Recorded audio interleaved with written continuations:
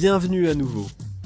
Je vais vous présenter les 8 outils électriques indispensables pour débuter dans le travail du bois ou réaliser des projets de bricolage dans votre jardin. Alors restez avec nous. Je ne vais pas énumérer ces outils dans un ordre particulier, mais sans aucun doute, le premier outil que vous devez obtenir est une perceuse. Ce n'est pas une perceuse, c'est une perceuse. Je vais expliquer dans une minute. Si vous allez faire beaucoup de montage, alors une perceuse sans fil en particulier va être un peu une évidence. Vous allez utiliser cet outil, plus que tout autre outil dans votre arsenal. Voici quelques points à considérer avant de choisir une perceuse sur l'étagère à la légère et de gaspiller votre argent. Voici un mandrin de perceuse. Dites bonjour, Chuck.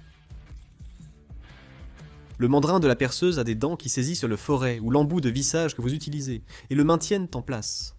Achetez une perceuse avec un mandrin d'un demi-pouce, pas de 3/8 de pouce, sinon vous serez limité dans les forêts utilisables et le regretterez plus tard. Choisissez entre 12, 18 ou même 20 volts de tension pour votre système. Dans cette vidéo, nous nous concentrerons sur les options de 12 et 18 volts. Vous allez vouloir un outil de 18 volts si vous prévoyez de faire beaucoup de travaux lourds. Vous travaillez peut-être beaucoup avec du béton et passez vos journées à percer. Généralement, les professionnels vont vouloir 18 volts, bien que pas toujours. Si vous allez travailler sur des projets dans votre jardin ou autour de la maison ou simplement dans votre petit atelier, probablement un 12 volts vous conviendra parfaitement.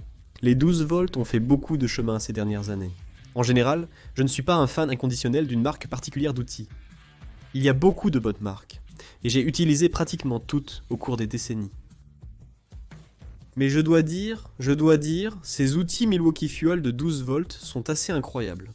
J'ai percé des trous dans le métal avec ceux-ci. Et percé des trous à travers le chêne, de gros trous. Et ces choses. Elles continuent sans cesse, encore et toujours. Je le répète, je ne suis pas sponsorisé par Milwaukee. Tous font d'excellents outils. Ce sont simplement ceux que j'utilise actuellement, et je les trouve incroyables. Si vous n'achetez qu'une seule perceuse, je vous recommande vivement d'opter pour une perceuse à percussion. Elle vous offre une fonctionnalité additionnelle pour percer le béton en cas de besoin. Vous n'en aurez peut-être jamais besoin, mais c'est bien de l'avoir. Comme j'ai parlé des marques, voici ma suggestion. Choisissez une marque que vous aimez et renseignez-vous sur elle.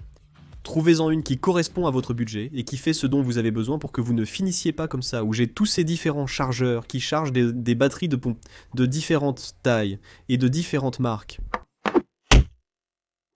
Voici un outil dont vous n'avez pas besoin, mais que vous voudrez. C'est le cousin, si vous voulez, de la perceuse. Et c'est un tournevis à choc. Laissez-moi simplement sortir ce sale tournevis étoile de là et mettre un vrai carré là-dedans. J'ai fait une vidéo entière sur les différences entre une perceuse, un tournevis à choc et une perceuse à percussion. Vous devriez aller voir cette vidéo. Mais essentiellement, ce qu'un tournevis à choc fait en un mot, c'est qu'au moment où vous vissez une vis qu'une perceuse commencerait à perdre de la puissance, là où elle commence à rencontrer une résistance, c'est à ce moment-là que le tournevis à choc obtient plus de puissance. En quelque sorte, il contient un marteau et une enclume qui tournent. Souvent, les gens entendent le son d'un tournevis à choc et pensent qu'ils sont en train de dénuder la vis. Parce que ça fait ce bruit, mais c'est en fait le marteau qui frappe l'enclume et qui en fait visse la vis encore mieux et plus efficacement qu'une perceuse ne le ferait. On n'utilise pas un tournevis à choc pour percer des trous. Il est destiné à visser des vis. Bien que cela compatible avec ces adaptateurs de douille.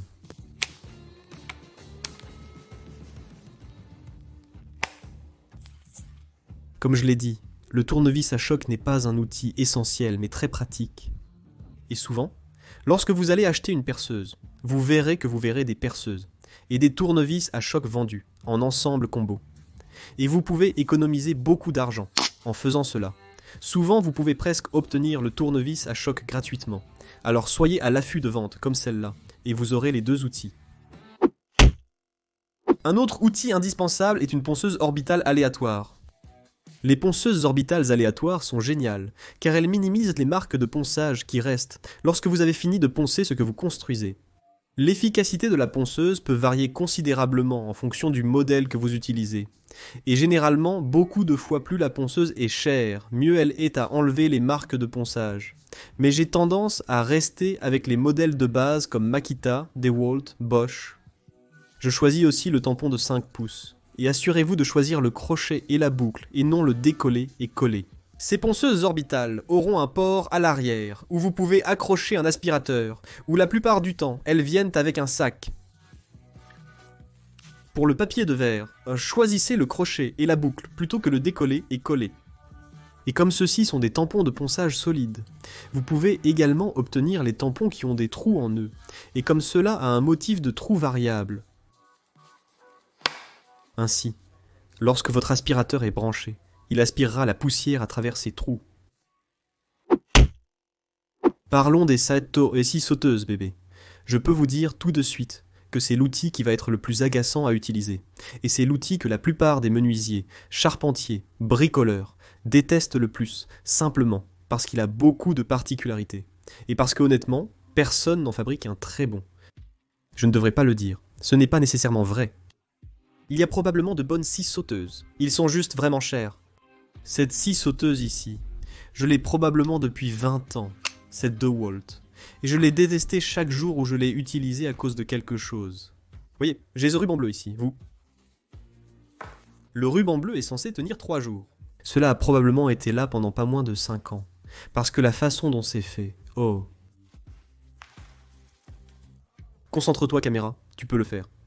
Voyez-vous cette fente juste là? Il y a un ventilateur là-dedans qui souffle de la poussière directement sur votre visage lorsque vous l'utilisez. J'ai mis ce ruban pour empêcher la poussière de souffler sur mon visage. Ils ont cependant parcouru un long chemin en 20 ans. Il y a juste quelques semaines, j'ai eu cette nouvelle scie sauteuse sans fil Milwaukee 1012 et laissez-moi vous parler rapidement de certaines des différences entre les scies sauteuses. Comme vous pouvez le voir, cela a la poignée sur le dessus. Ergo vis-à-vis celle-ci est appelée une scie sauteuse à poignée supérieure. Celui-ci est appelé une scie sauteuse à poignée de baril ou à prise de baril parce que vous remarquez que la poignée est plus basse et qu'elle est derrière au lieu d'être dessus. C'est un peu plus loin derrière, je ne sais pas exactement. Je ne sais pas. Je m'écarte du sujet. C'est une poignée de baril. Ouh, petits doigts en l'air, restez chic les gens. La lame glisse sur ses roues de guidage pour rester droite. Mais que se passe-t-il en bas? Eh bien, il ne peut pas contrôler cela. Il faut simplement avancer lentement et de manière contrôlée pour essayer de maintenir une belle coupe. Pour faire une coupe courbée, utilisez une scie sauteuse. Mais une scie sauteuse peut aussi être utile pour d'autres choses. En ce moment, il se trouve que j'ai une lame de scie à métaux dans la scie sauteuse, ce qui peut être très pratique pour couper du métal au lieu d'utiliser une scie à métaux traditionnelle. Il existe divers types de lames disponibles pour une scie sauteuse. Il y a la finition fine, il y a l'usage général. Il y a des lames de scie à chantourner pour faire des virages vraiment serrés. Une scie sauteuse coupe généralement en remontant, mais vous pouvez obtenir des coupes inversées, pour que tout éclatement soit à l'arrière du bois lorsque vous coupez sur sa surface, en utilisant une lame spécifique. Peu importe la scie sauteuse choisie, vérifiez qu'elle est compatible avec les mèches à changement rapide en T. Au cours des 3 à 5 dernières années, je dirais que la disponibilité de versions sans fil d'outils traditionnellement filaires a considérablement augmenté. Une scie sauteuse filaire vous conviendra parfaitement et accomplira tout ce que vous avez besoin de faire. Mais si possible, je recommande fortement d'opter pour une version sans fil. Souvent, lorsque vous utilisez une scie sauteuse, vous bougez beaucoup, surtout si vous découpez quelque chose de grand qui est rond ou courbé. Et ce qui se passe, c'est que le cordon vous gêne beaucoup, se coince et vous entrave, et vous vous retrouvez constamment à devoir ajuster le cordon. Si votre budget le permet, optez définitivement pour une scie sauteuse sans fil. Il est temps de sortir mon classique de l'année 2001. Scie circulaire Ryobi. Jusqu'à l'année dernière, c'était ma scie circulaire principale que j'utilisais, et elle fonctionnait très bien. C'est un peu drôle de la regarder maintenant, les couleurs surtout avec cette lame de scie jaune. Cette chose ressemble à un jouet avec le corps bleu. Ce sont les anciens Ryobi. Je dis toujours Ryobi, même si je sais que c'est Ryobi, mais peu importe. Je ne peux pas me faire changer. Ça ressemble à ça, c'est comme un jouet d'enfant ou quelque chose, mais ce n'est pas le cas, c'est très dangereux. En fait, la scie circulaire est probablement l'outil le plus dangereux que vous utiliserez. Les scies circulaires sont parfois appelées scies à compétence. Et c'est un peu comme un terme générique, mais Skilso est une marque, et c'est parce que Skilso a inventé la scie circulaire portable. Donc c'est devenu comme le nom standard pour elle.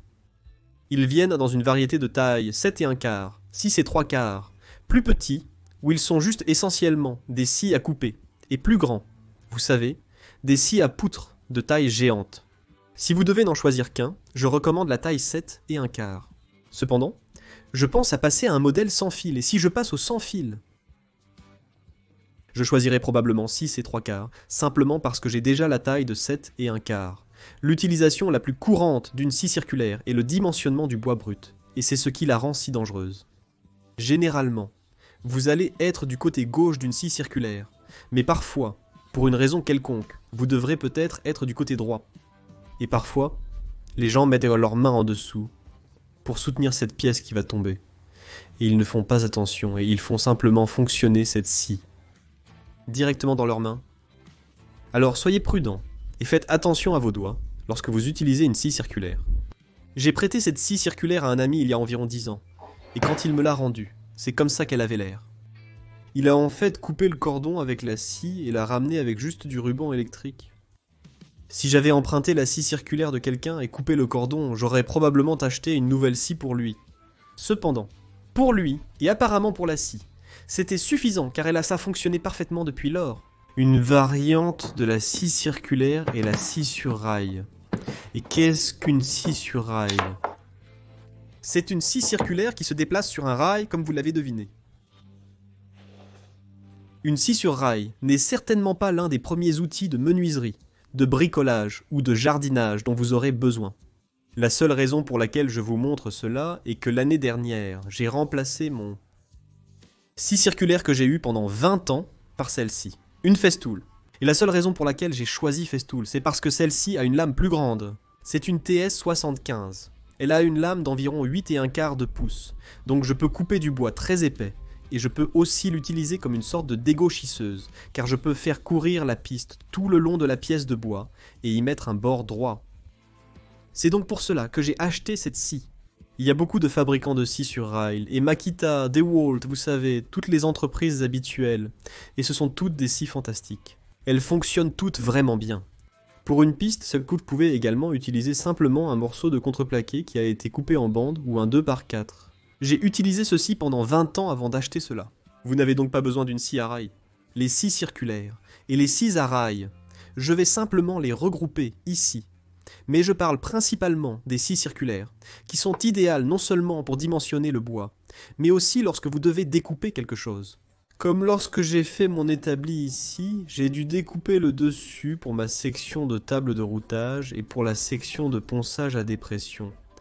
J'ai utilisé une scie à rail pour cela. Mais vous pourriez faire de même avec une scie circulaire. Ils sont également utiles pour entailler le bois lorsque vous en avez besoin. Si vous devez creuser une section pour le mortaisage ou les demi-laps ou les laps ou quoi que ce soit, vous pouvez couper avec la scie circulaire puis finir le travail au ciseau. Donc, voilà une autre utilisation pour eux. À l'extrémité inférieure de l'échelle des besoins se trouve une fraiseuse. Et ce que je recommanderais particulièrement est une fraiseuse de finition. Les routeurs, comme la plupart des outils, existent en différentes tailles et puissances, allant généralement de 1 à 3 chevaux vapeur. Ceci est un Bosch Colt, d'un cheval vapeur, et je l'ai probablement eu peut-être 10 ans. Et la raison pour laquelle je recommande une fraiseuse de finition plutôt qu'une fraiseuse de taille normale pour commencer, c'est parce que ces choses peuvent faire une quantité incroyable de travail pour la taille qu'elles ont. Je l'ai utilisé bien au-delà de ce pourquoi il était prévu.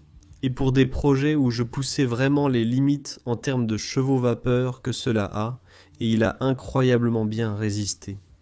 Maintenant, très bientôt, je vais passer à une fraiseuse sans fil juste pour le confort, parce que, tout comme avec une scie sauteuse, le cordon finit par s'accrocher à tout quand vous essayez de fraiser autour de quelque chose, et vous vous retrouvez constamment à ajuster ou à vous arrêter, et vous ne pouvez pas comprendre ce que c'est, et vous réalisez que le cordon est accroché à quelque chose.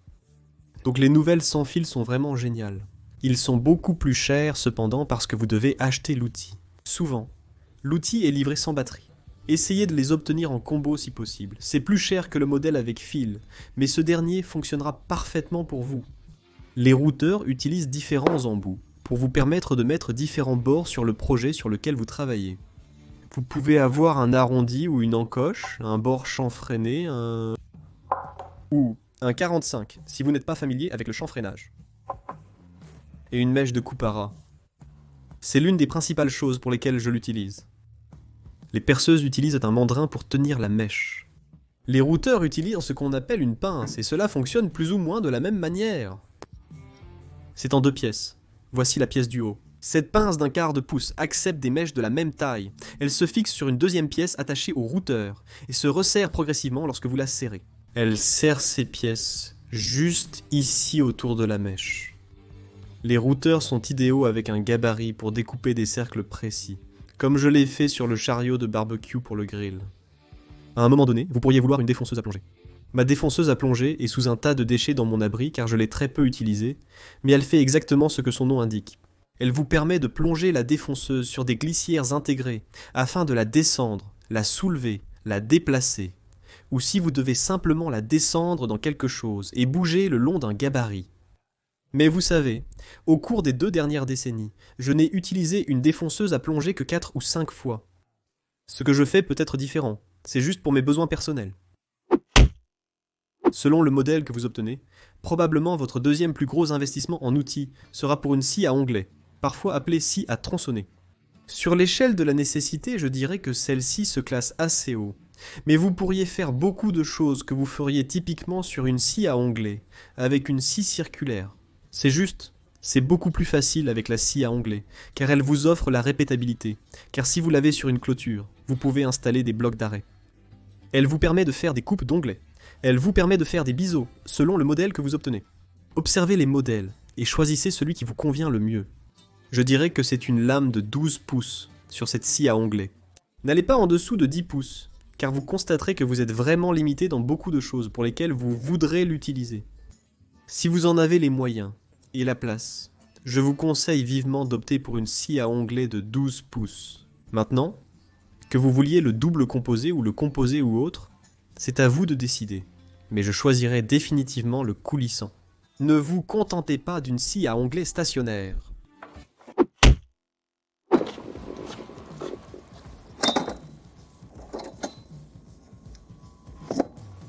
La scie sur table sera sans doute votre investissement le plus coûteux en termes d'outils, presque sans aucun doute. Les scies sur table varient en taille et en puissance selon le modèle choisi. J'ai la scie sur table de taille de chantier qui est la plus petite, et elle a une puissance d'un cheval et demi. De là, vous passerez à la taille de l'entrepreneur, puis à un modèle hybride, puis à une scie à armoire, et l'hybride est le mélange de la scie de l'entrepreneur et de la scie à armoire. Cette dernière étant la plus grande et la plus lourde, et généralement, elles ont une puissance de 3 à 5 chevaux. La plupart des scies sur table utilisent une lame de 10 pouces, bien que certaines l'utilisent d'avoir des lames plus petites. Il est préférable de rester avec une lame de 10 pouces, la plus adaptée pour la majorité des usages. Il y a quelques points à garder à l'esprit lorsque vous essayez de déterminer quel type de scie sur table est le meilleur pour vous, que ce soit pour le chantier jusqu'à la scie à armoire. Le premier est l'espace. Je suis très limité parce que mon atelier est mon garage, et peu importe combien je le nettoie, et j'ai l'intention de l'utiliser pour mon atelier, la partie garage continue de prendre le dessus, et plus de vélos et de quads pour les filles et d'autres choses ont tendance à se remplir, et à prendre l'espace où mes outils iraient normalement. Donc je devais avoir une scie de chantier pour que je puisse tout déplacer dans l'allée pour faire toutes mes coupes. Mais si vous avez de la place, pour une scie à armoire, prenez la scie à armoire. Encore une fois, cela dépend de votre budget, pas seulement de l'espace dont vous disposez, mais à l'échelle du budget et de la disponibilité de l'espace, optez pour la scie la plus grande et la plus puissante que vous pouvez vous permettre. Si vous décidez d'opter pour une scie de chantier, faites vraiment attention à sa base mobile qui accompagne la scie. Toutes les scies ne sont pas livrées avec, mais si celle que vous obtenez en a une, regardez-la certainement. Cette base sur cette scie stop est incroyable. J'adore. C'est si facile à installer et déplacer. Les scies sur table offrent une grande polyvalence grâce aux différents gabarits utilisables. Vous pouvez utiliser des traîneaux à coupe transversale. Vous pouvez utiliser des gabarits d'équarrissage. Vous pouvez utiliser des gabarits pour découper des portes, des coupes à mortaise et tenons. Il existe toutes sortes de gabarits que vous pouvez obtenir pour les scies sur table qui vous permettront de faire bien plus que simplement des coupes transversales et déchirer des matériaux en feuilles ou du bois brut sur votre scie sur table.